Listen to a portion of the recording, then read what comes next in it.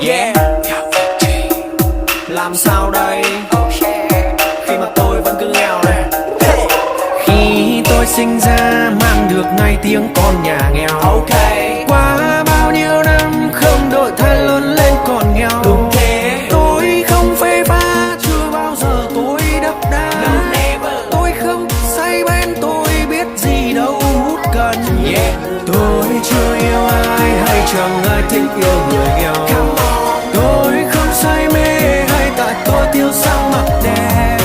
Tôi không tôi man nhưng vẫn nghèo thì ai biết. Ngay khi trong tay không có tiền bảo ai nghe.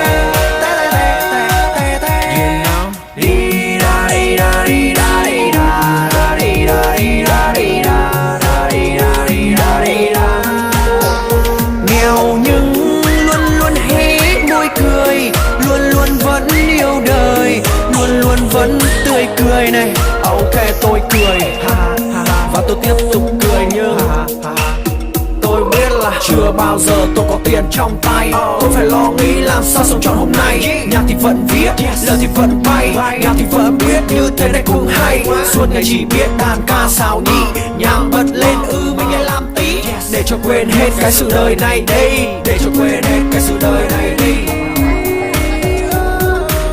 Từ lâu tôi vẫn mang tên con số nghèo, tôi là con nhà nghèo đó, nên lại không dám nói lại một câu.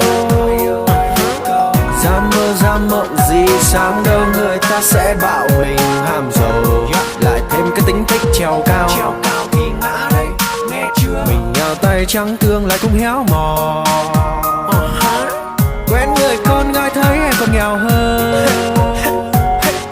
Muốn mua món quà tặng cho em làm duyên với nàng mà không tiền, nhờ em thông cảm cho mình liền. Yeah. Em ơi nghèo khó có tội gì đâu em, hãy trả lời anh đi. Trả lời đi. Trả lời anh đi. Đừng nhẫn tâm làm thinh thinh thinh thinh thinh thinh. Khi tôi sinh ra mang được ngay tiếng con nhà nghèo. Qua bao nhiêu năm không đổi thay lớn lên còn nghèo. Yeah. Đêm đêm đôi mi mong giấc ngủ mời không đến.